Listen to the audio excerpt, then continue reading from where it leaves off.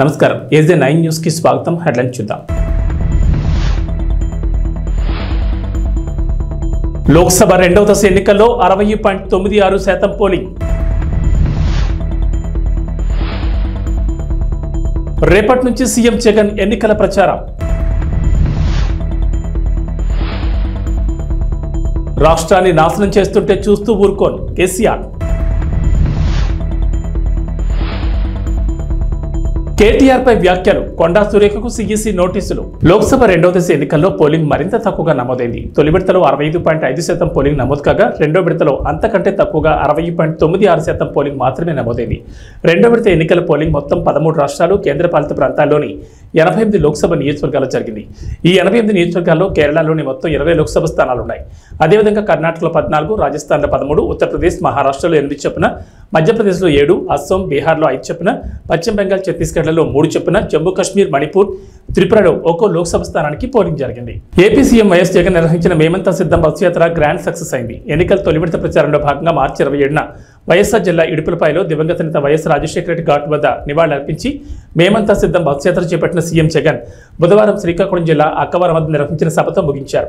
22 రోజుల పాటు 23 జిల్లాలు 86 నియోజకవర్గాల్లో 2188 కిలోమీటర్ల సాగిన బస్సు యాత్రకు జనాలు బ్రహ్మరథం పట్టారు. ఇక మరోసారి అధికారంలోకి రావడమే లక్ష్యంగా ఎన్నికల ప్రచార భేరిని సీఎం మోగించనున్నారు.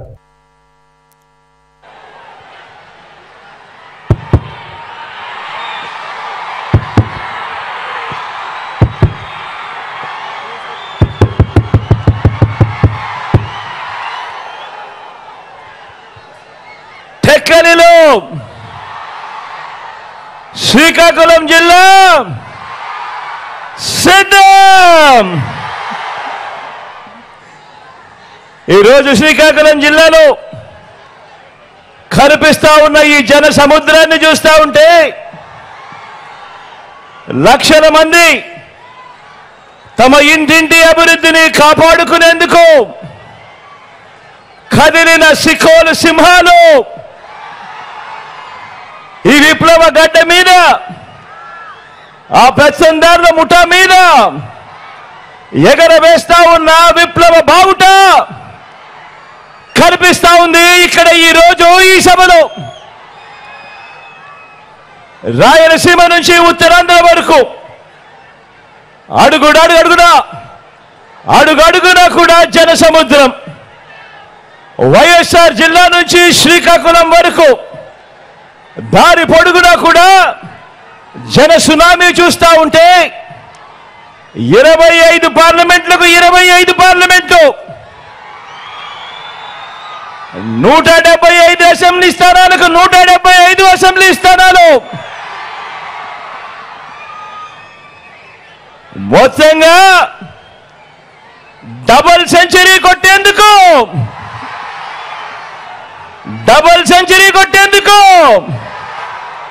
మీరంతా సిద్ధమేనా?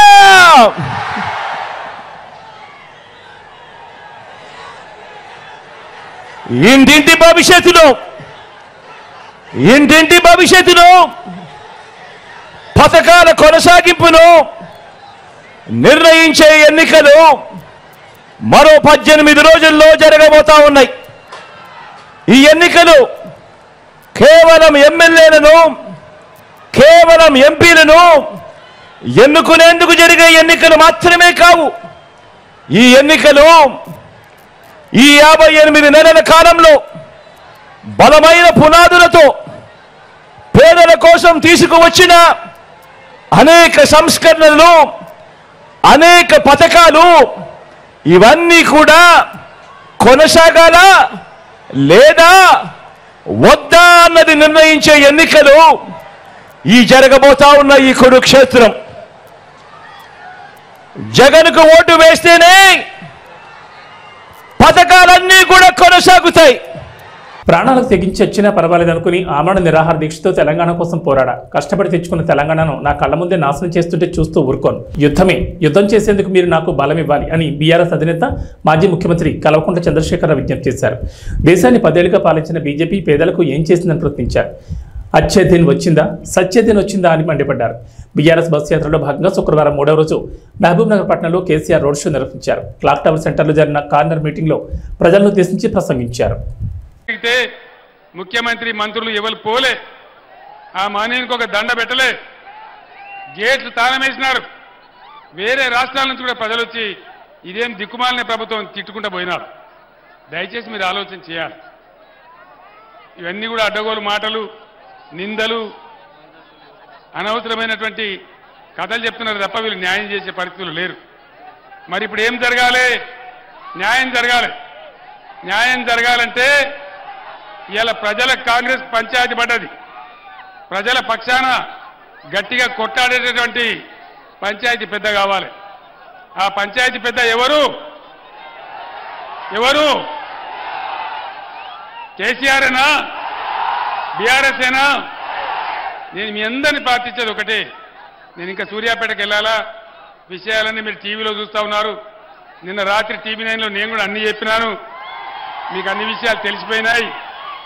తప్పకుండా మళ్ళా మన రాజ్యమే వస్తుంది, అనుమానం లేదు. ఎవడు కూడా ఆపలేడు. బ్రహ్మాండంగా తెలంగాణ మనం కలగన్న బంగారు తెలంగాణ అయ్యేదాకా మనం అద్భుతంగా తీసుకొని పోవాలి. నేను మిమ్మల్ని అందరినీ ప్రార్థించేది, మిమ్మల్ని అందరినీ కూడా నేను ప్రార్థించేది, పార్లమెంట్ ఎన్నికలలో బీఆర్ఎస్కు బలం ఇస్తే అది తెలంగాణ ప్రజల బలం అవుతుంది, తెలంగాణ ప్రజల శక్తి అవుతుంది. మీ తరఫున ఈ ప్రభుత్వం మెడలు వంచగలుగుతాం, అన్ని విధాలుగా సాధించగలుగుతాం. ఇవాళ మీరు చూపించినటువంటి ఈ స్వాగతం, ఈ ప్రేమ నా జన్మలో కూడా నేను మర్చిపోను. ఇంత అద్భుతంగా మీరు ఏర్పాటు చేసినట్టు చాలా సంతోషం. కానీ మే 13వ తేదీ వరకు ఇదే ఉత్సాహాన్ని కొనసాగించి పార్లమెంటులో కృష్ణారెడ్డి గారికి ఓటేసి, కారు గుర్తుకు ఓటేసి మీరు గెలిపించాలి. ఇవాళ 10-12 ఎంపీలు మనం గెలిస్తే తెలంగాణలో భూమి ఆకాశం ఒకటి చేసేంత పోరాటం చేస్తాను నేను మనవి చేస్తా ఉన్నాను. మీరిచ్చే బలంతోనే కేసీఆర్ కానీ బీఆర్ఎస్ కానీ పోరాటం చేయగలుగుతారు, మీకు న్యాయం చేయగలుగుతారు, హామీలు అమలు చేయించగలుగుతారు, ఈ కాంగ్రెస్ ప్రభుత్వం మెడలు వంచగలుగుతారు, రైతులకు న్యాయం జరుగుతుంది, కరెంటు చక్కగా వస్తుంది. కాబట్టి దయచేసి ఈ ఎన్నికల్లో బీఆర్ఎస్ అభ్యర్థి కృష్ణారెడ్డి గారి కారు గుర్తుకు ఓటేసి గెలిపించాలని మీ అందరినీ కూడా కోరుతూ నేను సూర్యాపేటకు బయలుదేరుతా ఉన్నా. జై తెలంగాణ, జై తెలంగాణ, జై తెలంగాణ. కారు గుర్తుకే, కారు గుర్తుకే, జై తెలంగాణ. మంత్రి కొండా సురేఖపై కేంద్ర ఎన్నికల సంఘం ఆగ్రహం వ్యక్తం చేసింది. బీఆర్ఎస్ వర్కింగ్ ప్రెసిడెంట్ కేటీఆర్పై ఇటీవల చేసిన అనుచిత వ్యాఖ్యల నేపథ్యంలో ఆమెను ఈసీ హెచ్చరించింది. ఎన్నికల వేళ జాగ్రత్తగా మాట్లాడాలని సూచించింది. ఆరోపణ చేసే సమయంలో బాధ్యతగా వ్యవహరించాలని, స్టార్ క్యాంపెయినర్గా మంత్రిగా మరింత బాధ్యతగా ఉండాలని హితవు పలికింది. కాగా ఈ నెల 1వ తేదీన వరంగల్లో జరిగిన ఎన్నికల ప్రచారంలో కేటీఆర్పై మంత్రి కొండా సురేఖ విమర్శలు గుప్పించారు. ఫోన్ ట్యాపింగ్ వ్యవహారంలో కేసీఆర్ కేటీఆర్పై తీవ్ర ఆరోపణలు చేశారు. ఫోన్ ట్యాపింగ్తో ఎంతో మంది హీరోయిన్లను బ్లాక్మెయిల్ చేశారని, అధికారులను బదిలీ చేశారని, అనేక మందిని ఉద్యోగాలు కోల్పోయి జైలుకు వెళ్లేలా చేశారని ఆరోపించారు. ఈ వ్యాఖ్యలపై బీఆర్ఎస్ అభ్యంతరం వ్యక్తం చేస్తూ ఎన్నికల సంఘం దృష్టికి తీసుకెళ్లింది. బీఆర్ఎస్ నేత దాసు శ్రవణ్ ఈసీకి ఫిర్యాదు చేసిన క్రమంలో నేడు మంత్రి వ్యాఖ్యలు తప్పుపట్టింది ఎన్నికల సంఘం. అధికారంలో ఉన్న మాకు తెలుసు, మరి ప్రజల సొమ్మునంతా దుర్వినియోగం చేసి ఈ రోజు మీరు కోట్లు దండుకొని ఒక పక్క నీ బిడ్డ లిక్కర్ స్కామ్ లో మరి 100 కోట్ల కోసం జైల్లోకి పోయింది, నీ కొడుకేమో ఫోన్ ట్యాపింగ్ చేసుకుంటూ ఈ రోజు ఎంతో మంది హీరోయిన్లు అటువంటి వాళ్ళని కూడా బ్లాక్ మెయిల్ చేసి కొంతమంది అధికారులను ఈరోజు బలి చేసి వాళ్ళ ఉద్యోగాలు పోయి జైళ్లలోకి పోయేటువంటి పరిస్థితి తీసుకొచ్చిండు. మరొక పక్క కాళేశ్వరం మేడిగడ్డ గట్టి మరి మీరు మొత్తానికి కాళేశ్వరాన్ని మేడిగడ్డను కూడా ఈరోజు కూల్చాలా, ఏం చేయాలో తెలియనటువంటి పరిస్థితుల్లో మీరు వదిలిపెట్టిపోవడం అనేది చాలా బాధాకరం. అధికారంలో ఉన్న మాకు తెలుసు, మరి ప్రజల సొమ్మునంతా దుర్వినియోగం చేసి నాకు ఎలాంటి ఇల్లీగల్ వ్యవహారాలతో నాకు సంబంధం లేదు. ఫోన్ ట్యాపింగ్ అని చెప్పి లీకు వీరుడు రేవంత్ రెడ్డి గారు పాపం డైరెక్ట్గా ప్రెస్ కాన్ఫరెన్స్ పెట్టే దమ్ము లేదు, డైరెక్ట్గా ఆధారాలు ప్రజల ముందు పెట్టే దమ్ము లేదు, ఏముందో విషయం ఎవరికి తెలియదు. పోలీస్ రిమాండ్లో ఉన్న వాళ్ళకి కూడా ఫోన్లకు వెళ్ళి మీకు లీకులు వస్తాయి. ఈయన లీకు వీరుడు. మరి ఈ లీకు వీరుడు ఏదో కష్టపడి నా క్యారెక్టర్ అసాసినేషన్ చేయాలనే ప్రయత్నంలో చాలా బలంగా ఉన్నాడు. ఎవరో హీరోయిన్లను నేను బెదిరించిన అంటది ఆ మంత్రి. ఆమెకు నెత్తుందా లేదా నాకు తెలియదు. నాకంత కర్మ ఏంది, నాకు ఈ దిక్కుమాలిన పనులు చేయాల్సిన పరిస్థితి ఏంది, నాకు ఎలాంటి ఫోన్ ట్యాపింగ్ వ్యవహారంతో నాకు ఎలాంటి సంబంధము లేదు. ఈ అడ్డమైన మాటలు ఎవరైనా మాట్లాడితే, చెత్త మాటలు ఎవరైనా మాట్లాడితే వారు మంత్రి అయినా ముఖ్యమంత్రి అయినా తాట తీస్తాము, లీగల్గానే చూసుకుంటాం. తాట తీస్తామంటే మళ్ళీ మీరు ఇదే యూట్యూబ్లో తమ్మునీళ్ళు పెట్టి తాట తీస్తామన్నాడు, ఈయనకు అహంకారం ఎక్కువ అని చూపెడకూరి. అదే వినండి, తొందరపడకండి. తప్పకుండా లీగల్గానే ఎదుర్కొంటాం, న్యాయపరంగానే ఎదుర్కొంటాం. మాకు ఎవరిని బెదిరించాల్సిన అవసరం కానీ ఎవరిని. మంత్రి కొండా సురేఖకు లీగల్ నోటీసులు పంపారు బీఆర్ఎస్ వర్కింగ్ ప్రెసిడెంట్ కేటీఆర్. దీనికి సంబంధించి పూర్తి అప్డేట్స్ మా ప్రతినిధి సతీష్ ఫోన్ ఇన్ ద్వారా అందిస్తారు. సతీష్, కేటీఆర్ కొండా సురేఖకు లీగల్ నోటీసులు పంపించినట్లుగా తెలుస్తుంది. దీనిపై సురేఖ కూడా స్పందించినట్లుగా సమాచారం అందుతుంది. డీటెయిల్స్ ఏంటి? వర్కింగ్ ప్రెసిడెంట్ కేటీఆర్ కొద్దిసేపటి క్రితమే లీగల్ నోటీసులు ఇచ్చారు. ఆయన మీద కామెంట్ చేస్తున్నటువంటి, దాని మీద ఆరోపణలు చేస్తున్నటువంటి వాళ్ళకి లీగల్ నోటీసులు ఇచ్చారు. దాంట్లో ముఖ్యంగా మంత్రి కొండా సురేఖకు తో పాటుగా ఎమ్మెల్యే ఎన్ఎం శ్రీనివాస్ రెడ్డితో పాటుగా మరి కొంతమంది నాయకులు, అంటే కాంగ్రెస్ నాయకులు, ఆయన మీద సిరిసిల్ల నుంచి పోటీ చేసినటువంటి కేకే మహేందర్ రెడ్డి కూడా నోటీసులు ఇచ్చారు. వీటితో పాటు కొన్ని ఛానల్స్ అంటే యూట్యూబ్ ఛానల్స్ కి, మీడియా సంస్థలకు కూడా లీగల్ నోటీసులు పంపించారు. ప్రధానంగా గత వారం రోజులుగా కేటీఆర్ మీద చేస్తున్నటువంటి ఆరోపణలు ఖచ్చితంగా ప్రూవ్ చేయాలి, లేకుంటే పరువు నష్టం దావా వేస్తానని చెప్తూ కూడా కేటీఆర్ హెచ్చరించారు. ఆ చెప్పినటువంటి విధంగానే పరువు నష్టం కోసం సంబంధించి ఇప్పుడు లీగల్ నోటీసులు కూడా పంపించారు. ట్యాపింగ్ వివరాలు ముఖ్యంగా ప్రధానంగా ప్రస్తుతం ఏదైతే ఇష్యూ కొనసాగుతుందో ఫోన్ ట్యాపింగ్ సంబంధించి ఆయన లేకున్నప్పటికీ కూడా ఆయనకు ఎలాంటి సంబంధం లేకుండా తన పేరును ప్రస్తావిస్తున్నారు. అందుకోసమే నేను లీగల్ నోటీసులు ఇస్తున్నాను, అవాస్తవమైనటువంటి ఆరోపణలు చేస్తున్నా అని చెప్పి కూడా కేటీఆర్ చెప్తున్నారు. ఈరోజు ఉదయం తెలంగాణ భవన్ లో మీడియా సమావేశంలో కూడా మాట్లాడారు. దీనికి సంబంధించి లీగల్ నోటీసులు కూడా పంపిస్తాం అని చెప్పినటువంటి విధంగానే లీగల్ నోటీసులు పంపించారు. అయితే ట్యాపింగ్ కు సంబంధించి ఏమాత్రం సంబంధం లేకపోయినా తన పేరుని కుట్రపూరితంగా ప్రస్తావిస్తున్నారని కేటీఆర్ చెప్తున్నారు. తన ప్రతిష్టకు భంగం కలిగించే విధంగా మాట్లాడుతున్న వీళ్ళందరిపైన కూడా న్యాయపరమైన చర్యలు తీసుకున్నట్టు కూడా ఆయన చెప్తున్నారు. వాళ్ళతో పాటుగా అంటే ఎలాంటి ఆధారాలు లేకుండా కేవలం పేరుని ప్రస్తావిస్తూ ఈ విధంగా ప్రచారం చేస్తున్నటువంటి దానికోసమే తాను లీగల్ నోటీసులు పంపిస్తానని కూడా చెప్పడం జరిగింది.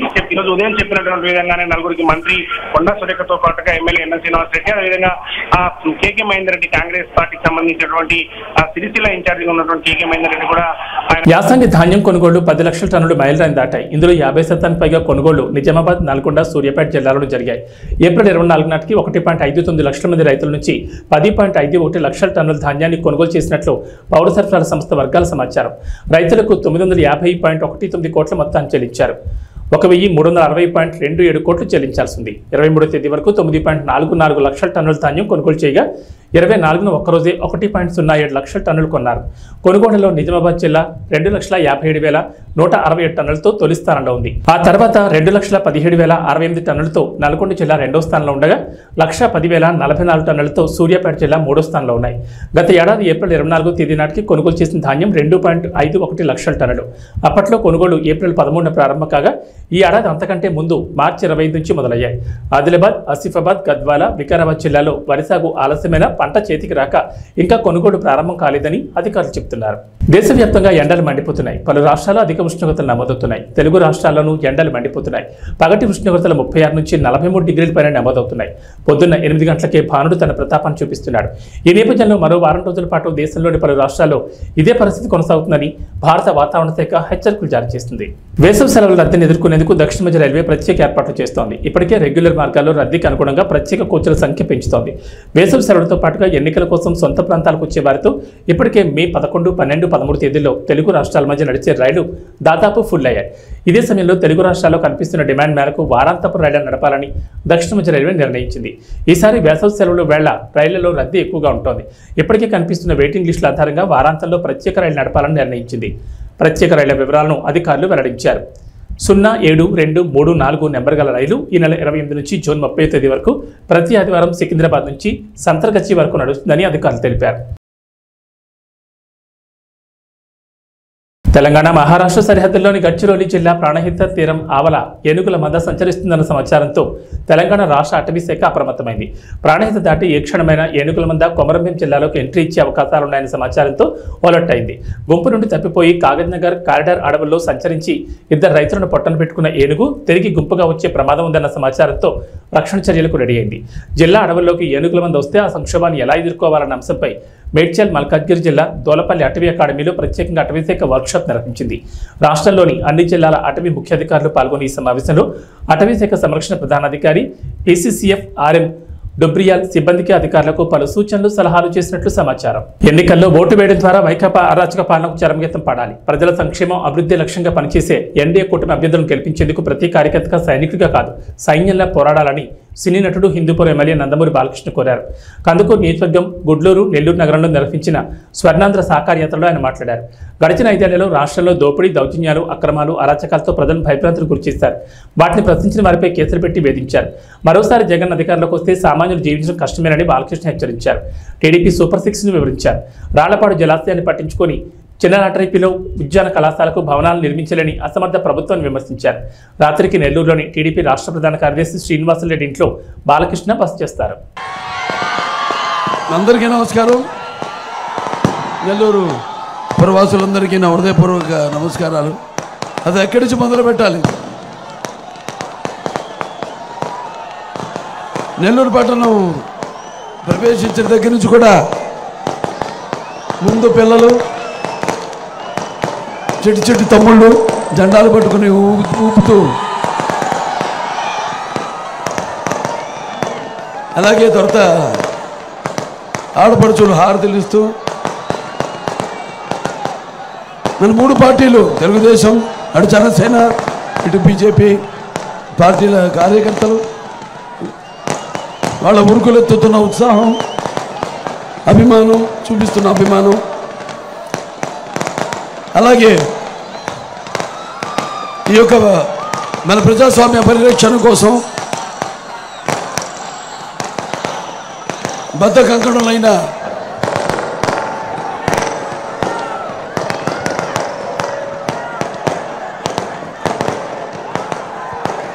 ప్రజలందరికీ,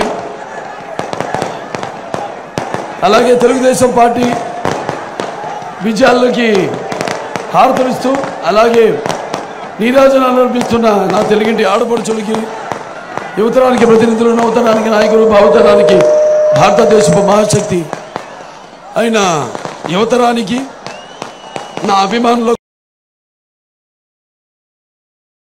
ముందుగా నా హృదయపూర్వక చేస్తే రాళ్ళంత జనం,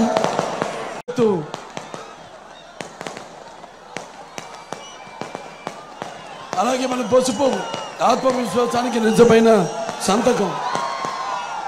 అలా మొత్తం ఇవాళ కనిపిస్తుంది మీ అందరిలో.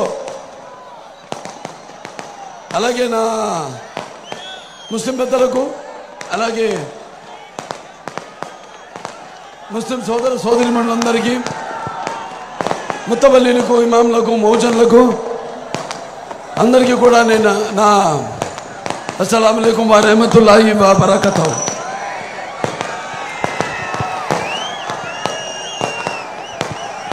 ఇప్పుడు ఇవాళ మన రాష్ట్రం చాలా క్లిష్ట పరిస్థితుల్లో ఉంది. కాబట్టి ఈ జరగబోయే ఎన్నికల రణరంగంలో మన భవిత కోసం, అలాగే మన రాష్ట్ర భవిత కోసం, మన భావితరాల భవిత కోసం మనం పోరాడవలసిన ఇదొక महाकुरुक्षेत्र महायुद्धम। मैं हिंदुस्तान हूँ, हिमालय मेरे सरहदों के निगहबा और गंगा मेरी पवित्रता की सौगंध।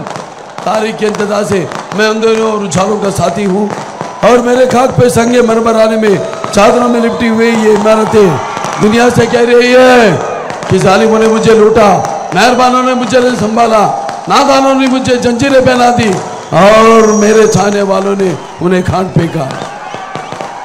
सारे जहां से अच्छा हिंदू सिता हमारा, हम बुलबुले हैं कि इसके ये गुल सिता हमारा। ఇలా మత సామర్థ్యానికి అలాగే సర్వమత సౌభ్రాతృత్వానికి ఒక ప్రతీక మన దేశం। ఇవాళ మరి నాన్నగారి దగ్గర నుంచి కూడా మనం గుర్తు చేసుకోవాల్సిన అవసరం ఉంది। ఇవాళ పరిస్థితులు అలా ఉన్నాయి। మరి ఆనాడు నాన్నగారు ముందుగా అటువంటి ఆయన కడుపులో జన్మనిచ్చినందుకు, నన్ను మీ అందరి గుండెలో ఆయన ప్రతిరూపంగా నిలిపినందుకు విశ్వవిఖ్యాత నట సార్వభౌమ, అలాగే నటనకి విశ్వరూపం ఏమిటో చూపించిన నటసింహం అలాగే నాకు ఐపీఎల్లో పంజాబ్ కింగ్స్ జూల్ విదిల్చింది. భారీ టార్గెట్ చేజింగ్లో జానీ బేర్స్టో 48 బాల్స్లో 8 4లు 9 6లతో 108 రన్లు చేసి నాటౌట్గా నిలిచారు. శశాంక్ సింగ్ 28 బాల్స్లో 2 4లు 8 6లతో 68గా నాటౌట్ నిలిచారు. ప్రభు సిమ్రాన్ సింగ్ 20 బాల్స్లో 4 4లు 5 6లతో 54 రన్స్ దంచుకొట్టడంతో శుక్రవారం జరిగిన లీగ్ మ్యాచ్లో 8 వికెట్ల తేడాతో కోల్కతాపై గ్రాండ్ విక్టరీని అందుకుంది.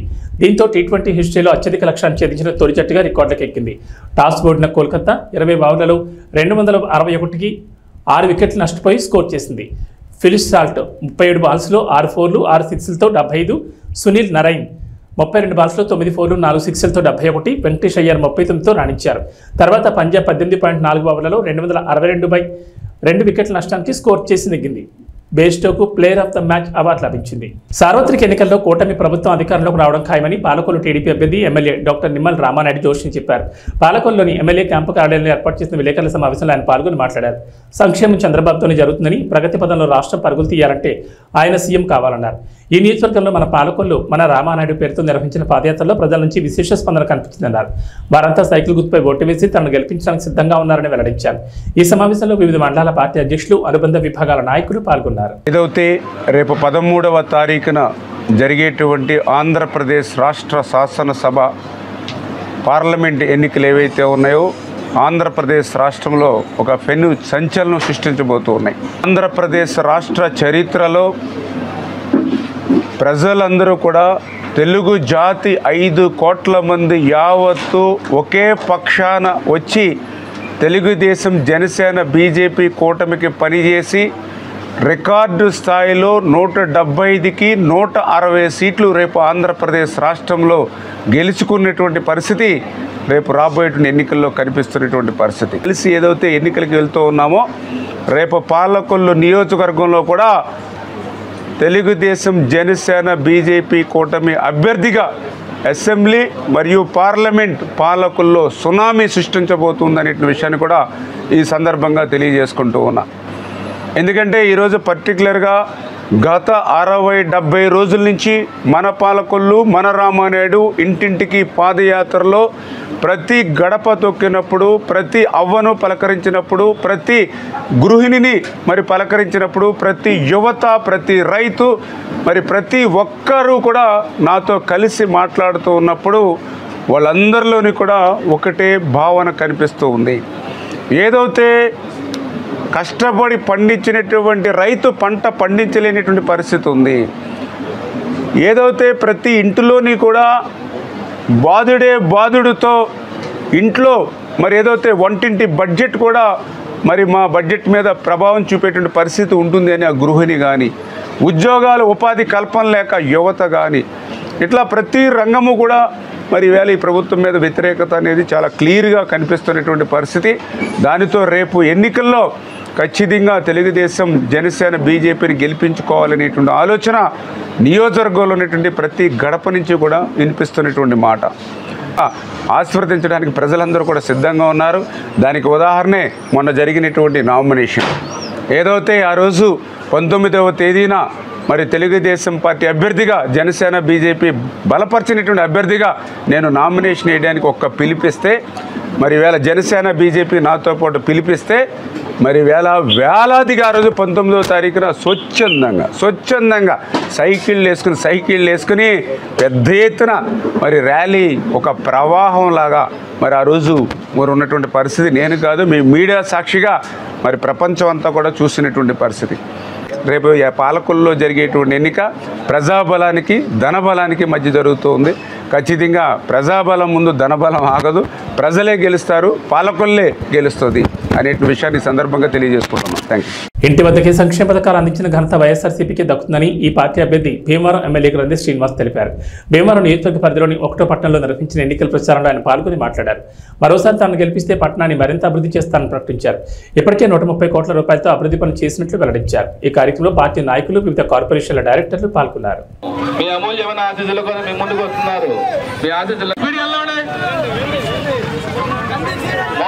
ఎవరు కూడా నడవద్దండి. ప్రీతమ నాయకులు గండి శ్రీనివాస్ గారు మీ అమూల్యమైన ఆశీస్సుల కోసం మీ ముందుకు వస్తున్నారమ్మా. ముగ్గులి హస్తాలతో మీ ముందుకు వస్తున్నారు. ఎన్నికల గుర్తు ఫ్యాన్ గుర్తుపై ఓట్లేసి అత్యధిక మెజార్టీని గెలిపించమని కోరుచు మీ ముందుకు వస్తున్నారమ్మా. మన గండి శ్రీనివాస్ గారు, మన ప్రీతమ నాయకులు గండి శ్రీనివాస్ గారు మీ ముందుకు వస్తున్నారు. అమ్మలారా, అయ్యలారా, అక్కలారా, అన్నలారా మీ ముందుకు వస్తున్నారమ్మా. వస్తున్నాలి 5వ వార్డు నాయకులు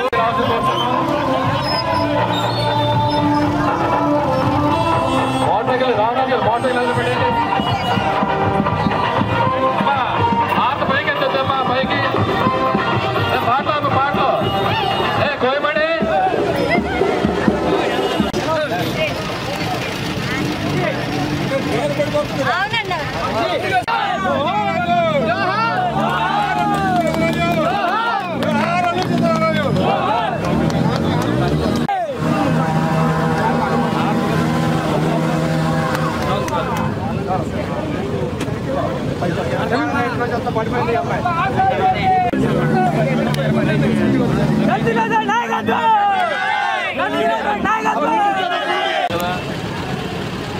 దయచేసి మోటార్ సైకిల్ రేస్ చేయడం కానీ హార్న్లు కొట్టడం వెళ్ళాలండి. ముందుకెళ్ళాలి, అందరూ రావాలండి.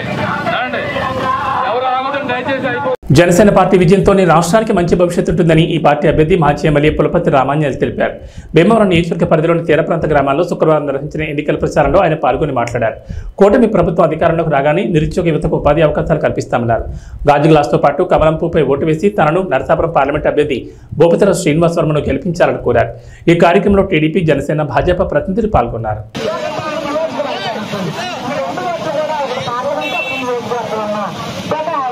పార్లమెంటుకి కమలం గుర్తుపై వేసి మన శ్రీనివాస మన గ్రామాల్లో అభివృద్ధి చేయాలి. అలాగే మన నియోజకవర్గం అంతా కూడా అభివృద్ధి సంక్షేమం సాధించాలి అన్న ముఖ్య ఉద్దేశంతో మరొకసారి మీ ముందుగా వస్తున్నారండి. మన ఉమ్మడి అభ్యర్థిగా మరొక మన పులపర్తి రామాంజనేయులు గారిని మీ ముందుగా వస్తున్నారండి. మన ఉమ్మడి అభ్యర్థిగా మరొక మన పులపర్తి రామాంజనేయులు గారిని ఎమ్మెల్యే. రాష్ట్రంలోని ప్రజలు మళ్లీ జగనన్న పాలనే కావాలని ఉండి వైఎస్ఆర్సీపీ అభ్యర్థి పీవీఎల్ నరసింహరాజు తెలిపారు. నియోజకవర్గ కేంద్రమైన ఉండిలో నిర్వహించిన వైఎస్ఆర్ కాంగ్రెస్ పార్టీ కార్యకర్తల ఆత్మీయ సమావేశంలో ఆయన పాల్గొని మాట్లాడారు. ప్రభుత్వం ప్రవేశపెట్టిన పథకాలు పేద ప్రజలను అభివృద్ధి వైపు నడిపిస్తుందన్నారు. ఫ్యాన్ గుర్తుకు బొట్టు వేసి జగన్మోహన్ రెడ్డిని మరోసారి ముఖ్యమంత్రిని చేయాలన్నారు. ఈ కార్యక్రమంలో పార్టీ నాయకులు పాల్గొన్నారు. జగన్మోహన్ రెడ్డి గారు ఎప్పుడు కూడా పేదవారిని నీతి కొన్ని కార్యక్రమాలు కరోనా కష్టకాలంలో ఎవరికాళ్ళు వ్యాపారాలు చేసుకున్నారు. కానీ ఆయన సొంత రూపాయలు ఆయన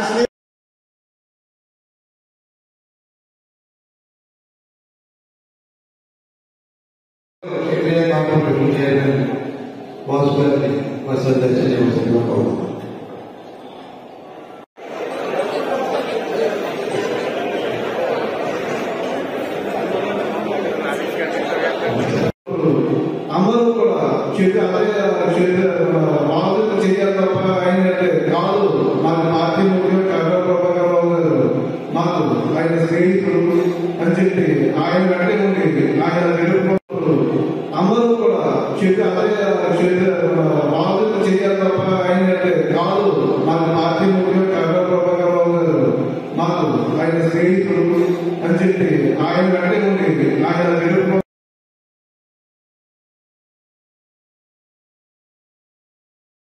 ఉన్నటువంటి ఈ పార్టీలో ఖచ్చితంగా రేపు జగన్మోహన్ రెడ్డి గారు సీఎం అవ్వాలి.